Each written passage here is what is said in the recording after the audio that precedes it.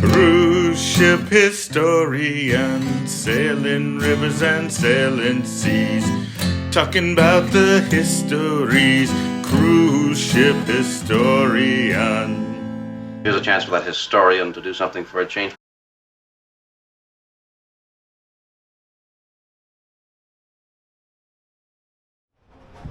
Well, good morning, everybody. Thank you so much for joining me today here on our last talk, and take a look at what's right behind you there. Coming through, very large ship there. I can't quite see the top there, but it looks like that might be one of those Navy, does that look like a USN vessel there? One of the underway replenishment vessels? Probably. A lot going on there. All right.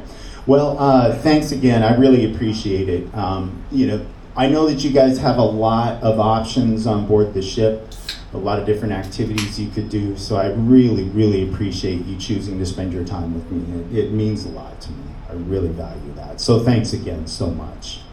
And we're going to begin our final talk on Lewis and Clark here. This is about Baptiste Charbonneau. There he is on his mother's back. Sacagawea or Sacagawea, as some say, and absolutely fascinating life that he led.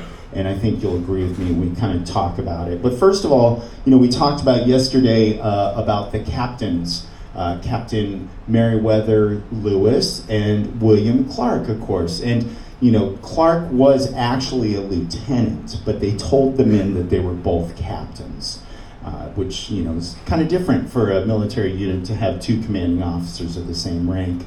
And of course, if there's some Far Side fans out there, this cartoon is called Clark's Mother, and it says here it is again, William, front page. Lewis and Clark expedition declared a success. See what I mean? His name is always first. I tell you, son, if you don't do something about this now, you'll be playing second fiddle in the history books. So I really like that one. Gary Larson, of course, has quite a few Lewis and Clark stories in his comics there, so I hope you take a look at that.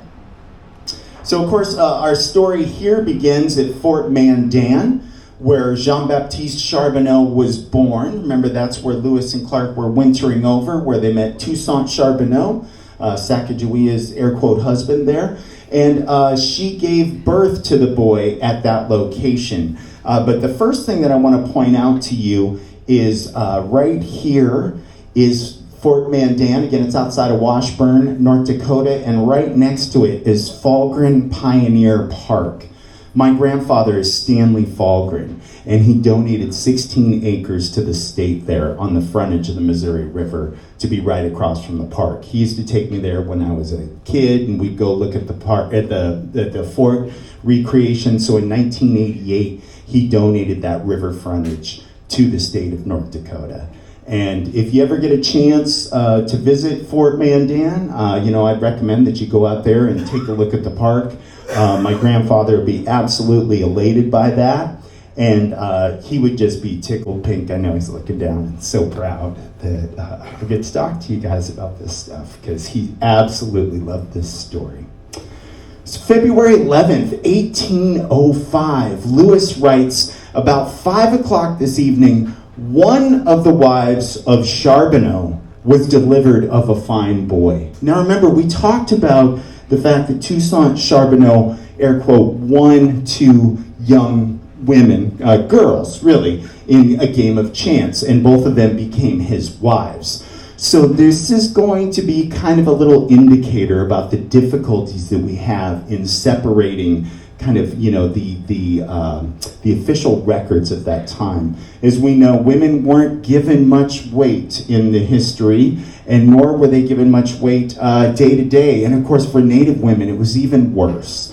So this is kind of indicative of some of the issues we have when we discuss this history.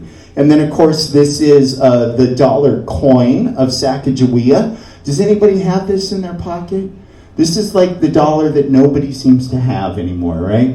And, of course, on her back is Jean-Baptiste Charbonneau, her boy, Pomp, as Clark called him. And then they wintered over at Fort Clatsop, as we know, December 1805 to March 1806. Of course, many of you had an opportunity to visit the fort. And this is Lewis's sketch of the fort and the recreation over on the left there. And you can see when you came in those front gates that the Charbonneau's room was right there on the right. So this is kind of that rendition there. And again, as you saw, it's a wonderful recreation. And Fort Mandan looks a lot like that, the recreation there in North Dakota. And here is a statue of Sacagawea. Again, the most statues of any woman in the United States. She is the subject of. And here's Jean-Baptiste on her back. I'm sorry, but I think that rendition's a little creepy of him. It just kind of doesn't quite look right. But nonetheless, it's lovely that we have that there at Fort Clatsop. William Clark loved this boy. He writes of him, he writes that he's a beautiful, promising child who is 19 months old. And when he had left the expedition, he had left the Charbonneaus up at Fort Mandan, where they decided to stay. Again, remember, it's very interesting that Sacagawea didn't go back and join her brother, who she was finally reunited with after so many years. But the family stayed there, and they had a daughter as well. Her name is sometimes Basil, sometimes Lizette. We're not entirely sure, but they did have a daughter too. And, William Clark had said, I want to school this boy. I want you to bring him to St. Louis, where we can school him. And here's a letter that William Clark writes to Toussaint Charbonneau. And of course, Charbonneau was illiterate, so I'm sure somebody read it to him. He says, "As to your little son, my boy Pomp, you well know my fondness for him and my anxiety to take and raise him as my own child. I once more tell you that if you bring your son Baptiste to me, I will educate him and I will treat him as my own child." And then he concludes the letter, wishing you and your family great success, and with anxious expectations of seeing my little dancing boy Baptiste, I shall remain your friend, William Clark.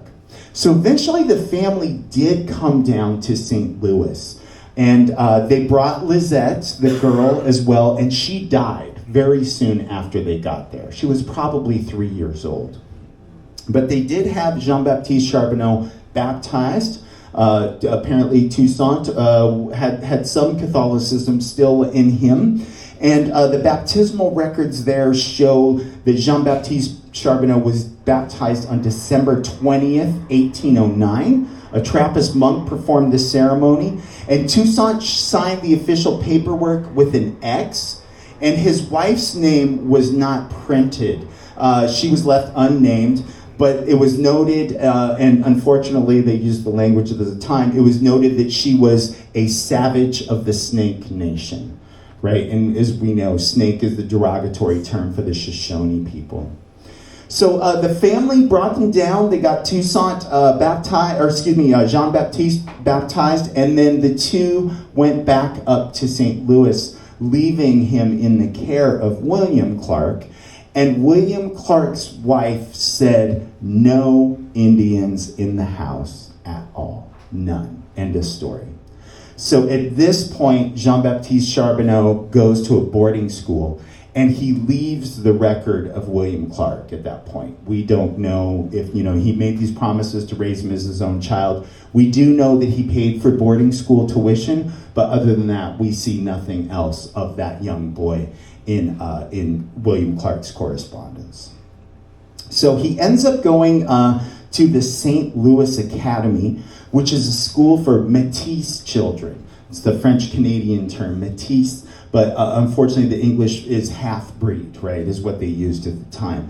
Typically, these were boys that had a father that was European or Euro-American, and typically a native mother. And the thought was that they could educate these boys to be the clerks in the fur trading companies. So they really spent time teaching them accounting, mathematics, to read and write, both in English and in French. And then, of course, typically these boys came with several native languages as well.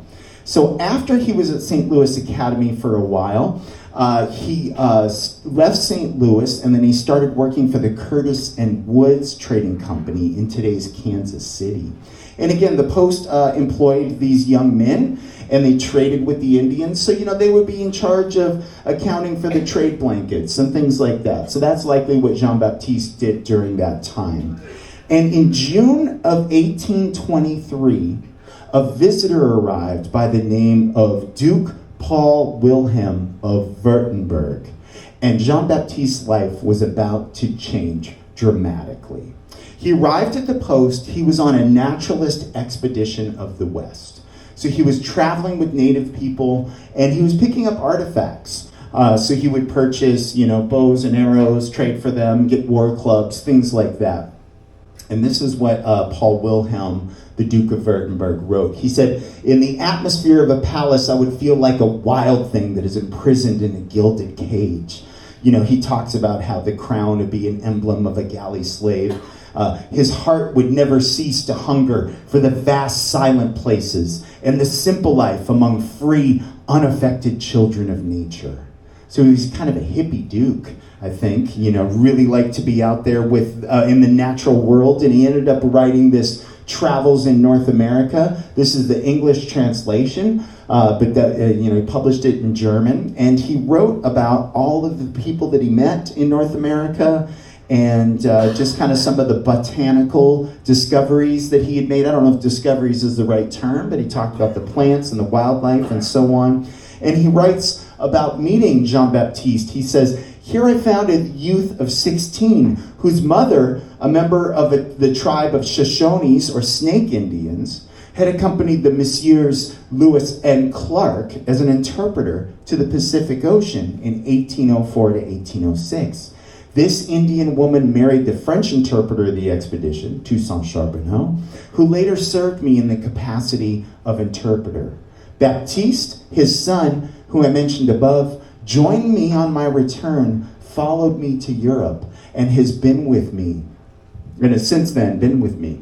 So Jean-Baptiste, and from now on when I say Charbonneau, I'm not going to refer to Toussaint, I'm going to refer to Jean-Baptiste, travels with the Duke to Europe, and they end up traveling all around the continent. They certainly went to London, they certainly went to Paris, probably Spain. They may have gone to Egypt, and there is some indication that Jean-Baptiste, rode on a camel there.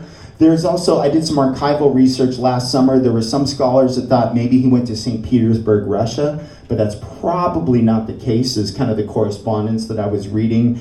And then you may have heard on one of the tours that he went to China, and I think that's just kind of not possible. But nonetheless, he was incredibly well-traveled around Europe. And they lived in a large castle outside of Stuttgart. And during this next stage of his life, he stayed in there in the Duke's employ for 6 years. And not much is known about what he did there during that time. But he did father a child, a boy named Anton Fries. The child only lived for a few months, but his birth record clearly states parents Johann Baptiste Charbonneau of St. Louis, called the American, in the service of Duke Paul of this place. And the mother's listed as Anastasia Katerina Fries, an unmarried daughter to the late George Fries, who was a soldier here. So we don't know much about Anastasia. We don't know if she was maybe in domestic employ within the household. Maybe she was a bar girl in town. We're not entirely sure. But since she was unmarried and her father was a soldier, how European society is very stratified. It's very likely that she was kind of lower class, if you will. And we know nothing else about her other than that. So the Duke also had several other men in his entourage, if that's the appropriate term. He had 2 Africans. He had an Indian from Mexico named Juan Alvarado, and another a Native American named Antonio. And we don't know the relationship that the Duke had with these young men, but nonetheless, he had met them during his travels, and perhaps they were area experts that he would ask, not much Google going on back then, but maybe he would ask them about the subjects that he was writing about. Maybe they were, court entourage at some of his dinners or what have you. We aren't entirely sure of that relationship, but nonetheless, these men stayed there for 6 years. And then later on, he ended up moving to this palace which was damaged in World War II. When the Duke lived there, he had 20 rooms filled with all of his artifacts from all of his different journeys. Some of those were damaged in the bombing in World War II. Others are in the British Museum, and you can search the Duke's name and they'll show him, I think it's like an Osage blouse that he picked up, as well as a war club and things of that nature. There are several of his artifacts in the British Museum. So on a different trip to America about 25 years later, he met another Indian man, and memories came rushing back to the Duke of Charbonneau. He wrote, "One of these Snake Indians was a bright fellow and reminded me of the B. Charbonneau, who followed me to Europe in 1823 and whose mother was Shoshone." So even 25 years later, he's kind of recalling memories of Charbonneau, which I find is very, very interesting. So at that point, in December of 1829, Jean-Baptiste comes back to the United States, and he starts working for the American Fur Trade Company. And he spends the next several years living in the West. He's living in trading posts, he's sleeping under the stars at night, and his life is just filled, I'm sure, with hardships, with hurdles that he's overcome, and then just straight up adventure by the bushel. So here is an account that someone wrote of him on the Platte River in 1842. It says, "The camp was under the direction of a half-breed named Charbonnard, who proved to be a gentleman of superior information. He'd acquired a classic education and could converse quite fluently in German, Spanish, French, and English, as well as several Indian languages.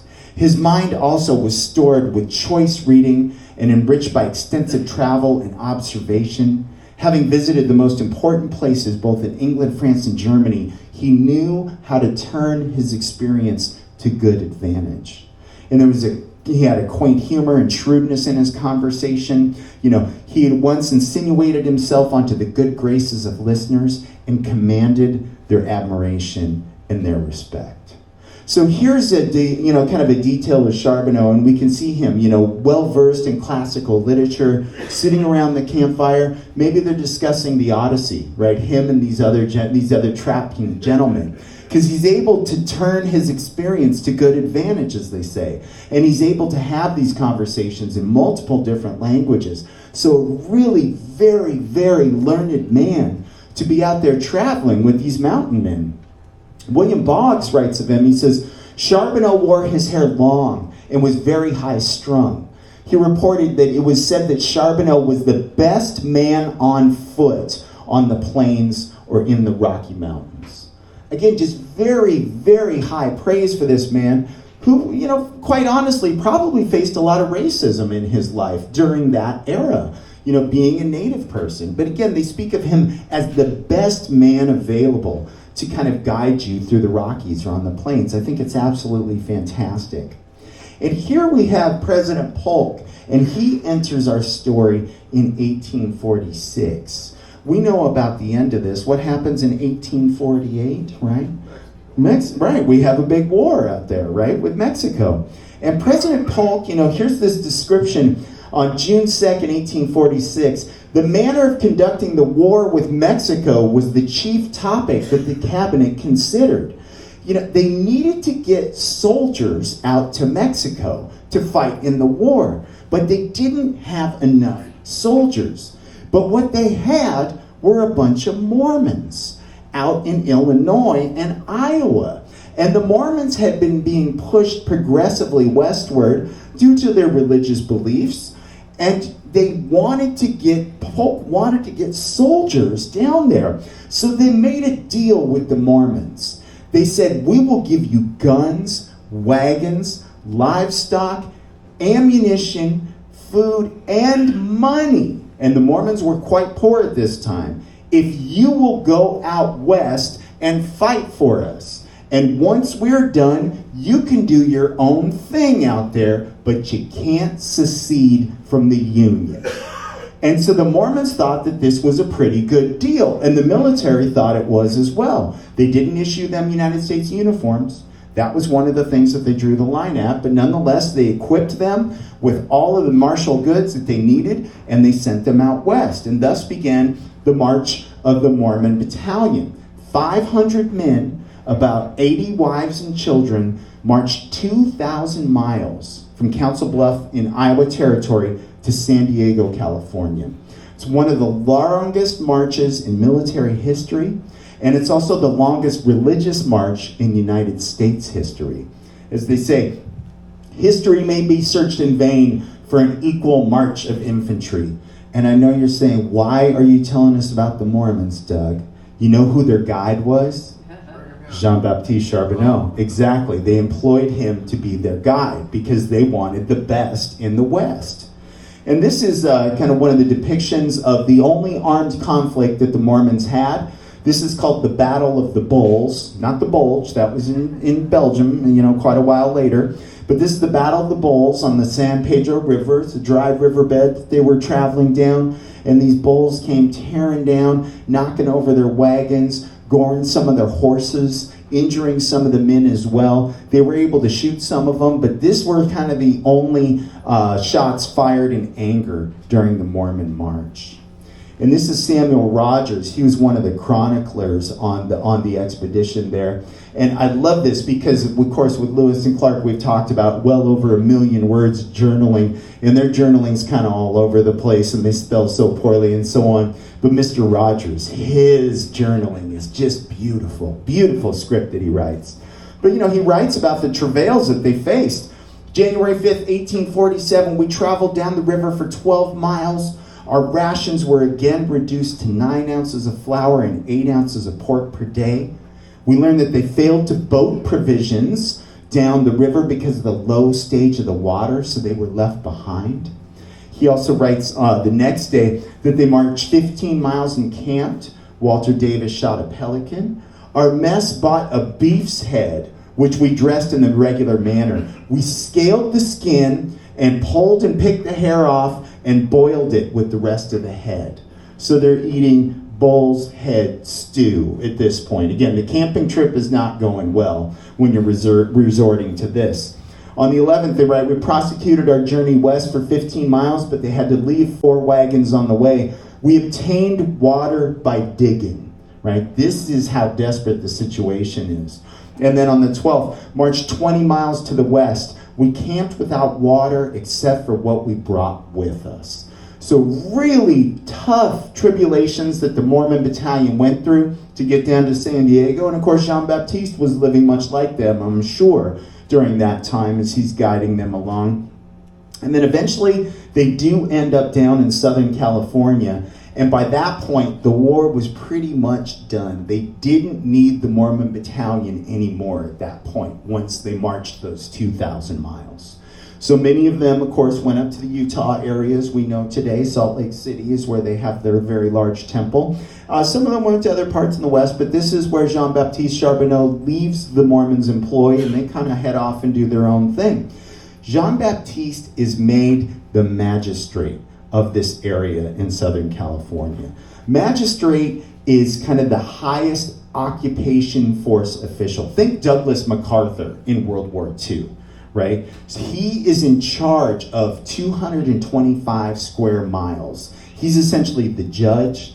He's the sheriff there as well. He's a lawyer, and that is what the magistrate is to do during that time. So all sorts of administrative details that he needs to take care of. And again, I think it's quite remarkable that this man at that time was appointed to that high of a level, the highest civilian authority in the area at the time. He lasted in the position for a little less than a year. And we talk about the 1 million words in the journals, and we talk about how educated Charbonneau is. I'm certain that he kept a journal at certain points of his life, but we don't have it. We have no evidence of it all. And in fact, we only have 2 documents that we know that he authored. And this is one of them. This document is from the archives at the Santa Barbara Mission. And again, we don't know if Charbonneau actually wrote this, if this is in his hand, or if a clerk copied it. But it's a pretty standard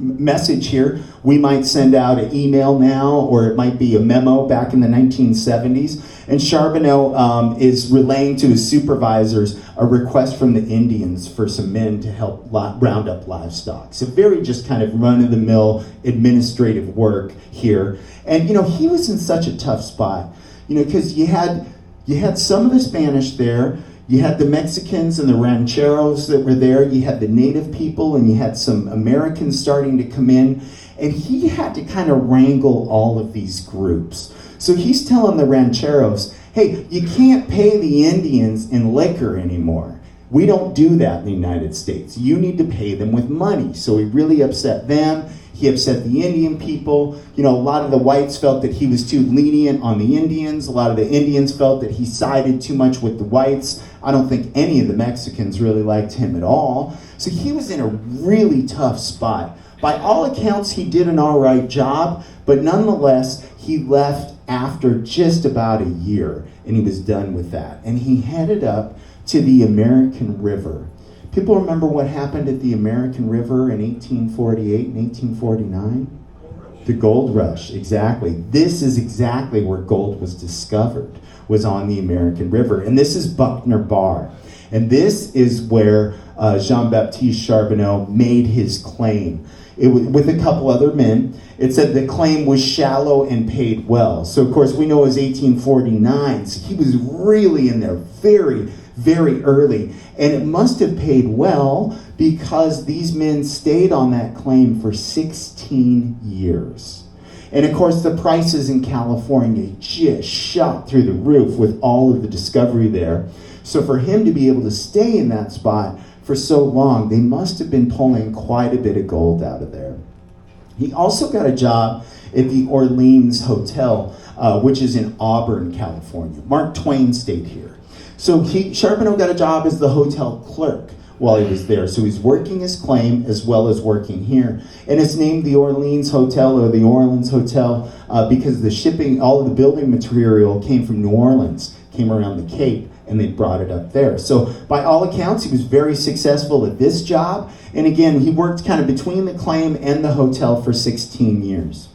So after that, he had heard about gold being discovered up in Montana. So he and a couple other guys started to head up there. And again, we saw a picture of this area. This is the Owyhee River crossing. That's my tent there. I took my kids on a camping trip there. This is right at the river crossing. Right now it's a BLM rest area. They have a couple of unimproved sites. And we selected it because they had 6 trees there. 4 of them were dead. But nonetheless, you could get a little shade from those sticks coming up there. So we decided to camp there at the Owyhee River. And again, drug the kids along. And here's a picture of my son swimming in the river there. So, and this is very, very rugged country. I mean, it's just tough.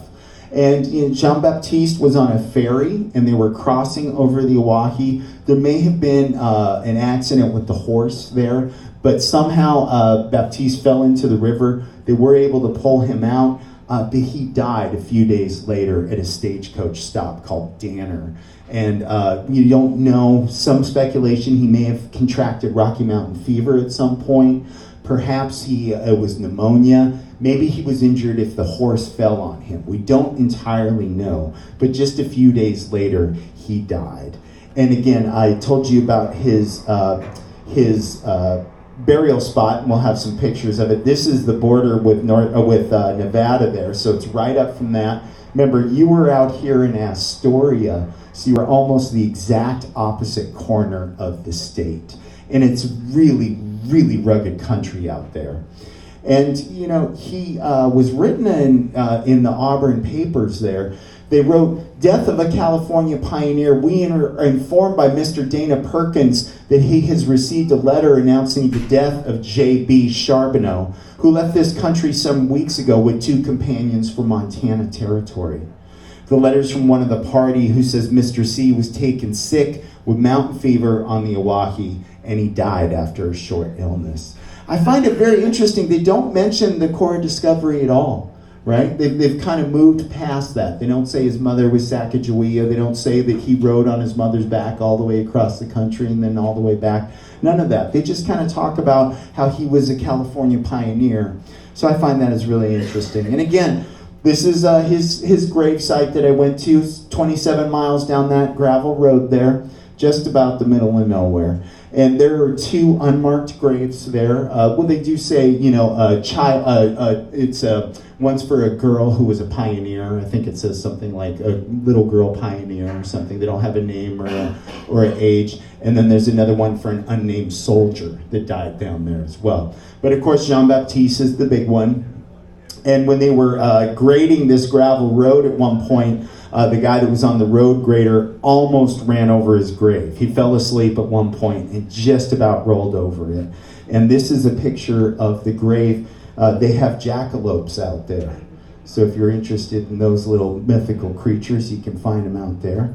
And here's a picture of me leaving some flowers at his grave site. And this is on that grave. It's really kind of amalgamation of 4 different grave markers there, different interpretations going on. And this one mentions as a baby with his mother, Sacagawea, member of the expedition, pioneer of the West, of pleasant manner and esteem in the community. And here's the Oregon History Highway marker, which gives some more detail about him as well. And his grave is very interesting. I left the flowers there. We purchased some flowers probably 80 miles away and brought them down there. People have left coins. There's a jar of honey there. There's some beers that people have left. There's a Portland Timbers football scarf. My son was particularly impressed with the dead pheasants. Again, they didn't fall out of the sky and land there, but somebody shot the pheasants and laid them out at his grave. So just all kinds of offerings, if you will, that people leave there for Jean-Baptiste Charbonneau at his grave. But wait a minute, is this really his grave? Because he has another one. This one's at the Wind River Reservation out there in Wyoming. And you can see Jean-Baptiste Charbonneau right there. You can see Basil, one of the little infant that died. And look at this. Sacagawea has a grave there. And that one puts her age at about 80. But remember, we discussed the other day that Clark thinks that she died when she was 25 years old about. So this is kind of interesting. This gentleman here on the left is named Reverend John Roberts. And this picture was taken sometime between 1930 and 1940. I don't have an exact date on it. But he says that he knew Jean-Baptiste Charbonneau very well. He says, Baptiste, Sacagawea's son, I knew well over a period of years. He lived and raised a large family on the reservation. He made his home about 3 miles from the Shoshone Mission until he died and was buried in 1885, according to the ancient customs of the Shoshones, in the rocks in a canyon west of the mission. So I'm not going to doubt the good Reverend's record there if he says he knew this man for quite some time. And this is his gravestone there. Again, they call him the papoose of the Lewis and Clark expedition. And it clearly states, that he died in this area in 1885. So where is Jean-Baptiste Charbonneau buried? This is the National Register of Historic Places inventory. And these are the forms that you have to fill out. I access these forms quite a bit in my historical research.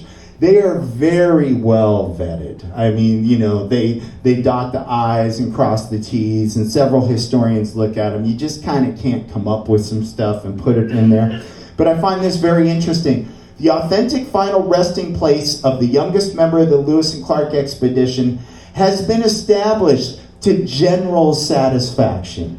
I think that's a little wishy-washy there, right? Like calling this a vessel rather than deciding if it's a ship or a boat. I think that's kind of a little wishy-washy there.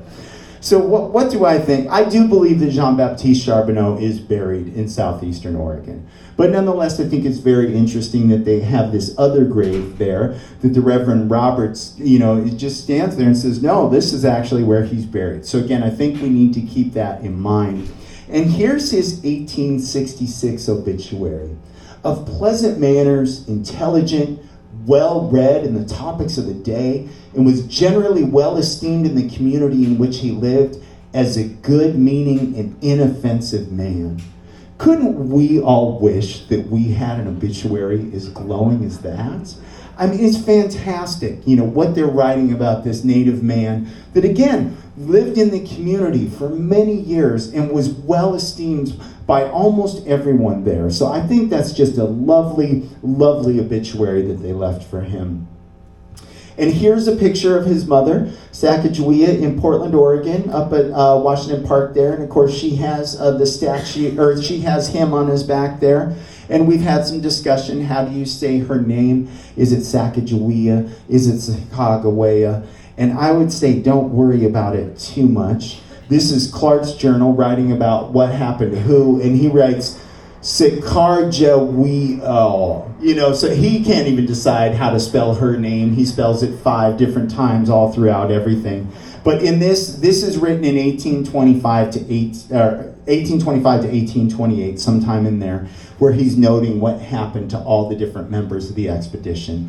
And he does write that at that time that Sacagawea is dead. And of course, we saw her grave that discounts that says that she actually lived another 60 years. And this is her kind of accepted grave, the monument to the bird woman in Mobridge, South Dakota. So again, I think it's very likely that she died at age 25 as well. But again, I think we've seen from those records that they don't often assign a Native woman's name to those records. They just say, that she was a snake Indian and other derogatory terms, one of Toussaint Charbonneau's wives, which of course we know later on he had 3 of them.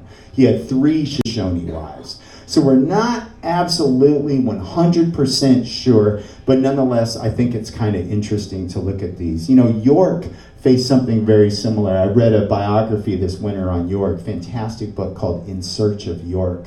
And unfortunately at the time then, slaves were treated as objects, right? And so you look at William Clark's correspondence, and it's not really clear what happened to York in that either. Clark talked with Washington Irving, the author that wrote the book Astoria, not the new one, but the one from back then. And Irving interviewed Clark, and Clark isn't quite sure of when he freed York. But York had asked for his freedom right after the expedition, and Clark refused to give that to him until many years later. So again, it's very difficult to do appropriate research on these on these individuals, based on the documentary record that we have. But I think it's also very enlightening in terms of kind of how far we've come and how people were treated back at that time, and all the more inspiring that Jean-Baptiste Charbonneau was able to live the life that he did during those times. So again, I want to thank you guys so very much for choosing to spend your time with me this week. It's really, really touching, and I hope you've enjoyed the talks, and I've certainly enjoyed chatting with you. Thank you very much.